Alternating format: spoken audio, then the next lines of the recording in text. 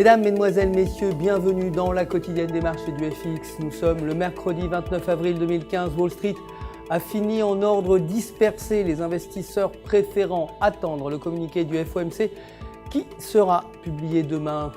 Le Dow Jones a bondi de 0,40%, le S&P 500 de 0,28% et le Nasdaq a perdu 0,10%.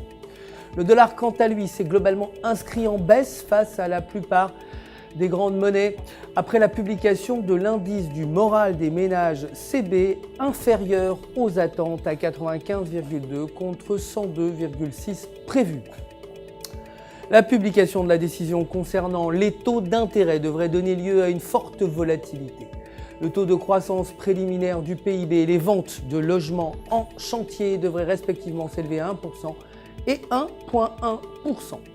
Côté matières premières, l'or s'est inscrit en hausse pour finir à 1211 $ l'once. Le cours du baril de brut a légèrement baissé à 56,92 $. L'euro, quant à lui, s'est apprécié face au dollar pour clôturer à 1,0976. Selon le graphique de 4 heures, la paire est sur une tendance haussière et se rapproche de la résistance à 1,1030. Et l'indicateur MACD supérieur à 0. Si la paire reste sur cette dynamique et parvient à franchir la résistance, elle pourrait remonter vers 1,2000. Un échec pourrait toutefois donner lieu à un retour vers 1,0850. L'IPC préliminaire allemand et les prêts au secteur privé sont attendus aujourd'hui.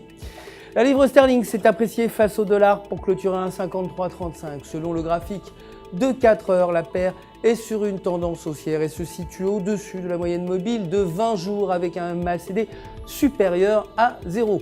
Tant que la paire reste au-dessus de la ligne de la moyenne mobile, nous pourrions assister à une hausse vers 1,5400. En revanche, si elle repasse sous la ligne, elle pourrait retomber aux alentours de 1,5200. L'indice des prix de l'immobilier nationwide et l'indicateur des ventes réalisées de la CBI qui seront publiés aujourd'hui devraient respectivement atteindre 0,2% et 26 points. C'est tout pour aujourd'hui. Merci de nous avoir suivis. Je vous retrouve bien sûr demain matin pour les dernières actualités des marchés. D'ici là, restez bien entendu en notre compagnie sur www.ufx.com pour tous vos besoins de trading. Votre conseiller personnel, vous le savez, est là pour répondre à toutes vos questions. Tout UFX joint à moi pour vous souhaiter une excellente journée de trading.